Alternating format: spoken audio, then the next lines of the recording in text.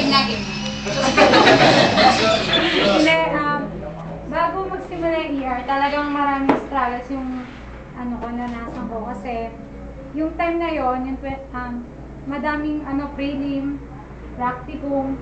Tapos talaga nagpaalam na ako kagad. Tapos nung actually Saturday, may practicum ako nung sabi ko, hindi talaga ako pinayagan ng teacher ko, pero sabi ko, bala na. Andito na eh. So good lang. Nice! You know? Ikaw na, So, ikaw na. una, actually talaga, wala talaga sa akin balak na mag-ER. Kasi parang, una sabi ko, 1,000, parang, ang dami ko na pambili nun. Pambili ko na ng project sa school, ganyan. Yun, tapos, and then sabi ko, yun na yung nagsimula yung first day. Ano pa nga, na-late pa nga ako nun eh. Kasi, kagagaling ko lang sa school. Sa kaklas ko pa ako natulog, Friday tapos. Friday nun, dumiretso na ako dito. Nagpalit ako sa bahay din, dumiretso na. Tagang may hilo pa ako nun. Tapos nung una, nga, sabi, ano yung sinasabi ng kapatid ko na, parang ang saya-saya daw. Eh, na-curious naman ako. Sabi ko, sige nga, subukan ko. Yan na.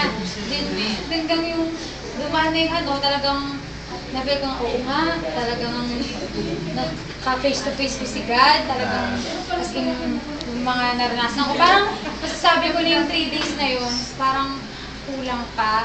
Ayun, no? Saka yung na-realize ko yung 1.5, kulang din. Kasi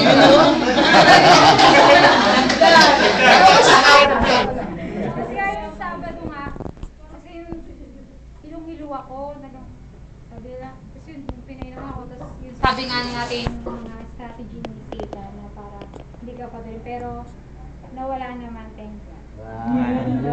Tapos after nun, sabi ko, Sunday sila na-practical. And then, nung pumasok na ako nung Monday, sabi ko, anong ginawa nyo? Wala nga. Wala naman si ma'am, di naman nag-practice. Sabi ko, gano'n talaga ka, pastor yung si God. Talaga pinipasok dito. So, doon ko talagang after no, talagang hindi ko masasabi na Christian na ako. Ngayon, saan ako ganap na isa. Anong challenge mo sa hindi pa nag-ER? Anong challenge mo sa mga hindi nag-ER? sa mga hindi nag-ER, parang isang life niyo yung nawala. Kaya, Na. sa April po, may magkakaroon po tayo ng income. Okay, marami na tayo din yan. Wow!